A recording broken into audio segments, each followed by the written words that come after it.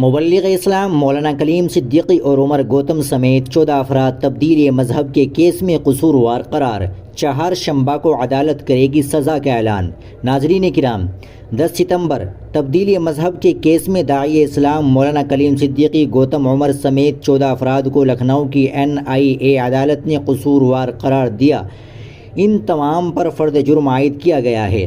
مولانا کلیم صدیقی سمیت ان کے تمام ساتھیوں کو تحویل میں لے کر جیل بھیج دیا گیا ہے۔ کل چہارشنبہ کو عدالت ان پر سزا کو متعین کرے گی۔ ایڈوکیٹ شاہد ندیم کے مطابق مولانا پر جو مقدمات درج کیے گئے ہیں ان میں زیادہ سے زیادہ سزا عمر قید اور کم سے کم سزا 10 سال کی ہوگی۔ واضح رہے کہ 3 مئی سن 2023 کو مبلغ اسلام مولانا کلیم صدیقی 1.5 سال بعد جیل سے رہا ہوئے تھے۔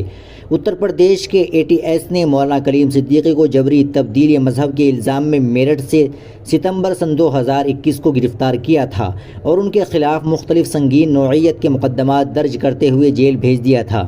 ناظرین کرام، یہ خبر بڑی افسوسناک ہے۔ آپ اس خبر سے متعلق کیا کہنا چاہتے ہیں کمنٹ باکس میں ضرور بتا دیں۔ ویڈیو کو لائک اور شیئر ضرور کر دیں، چینل کو بھی سبسکرائب کر لیں۔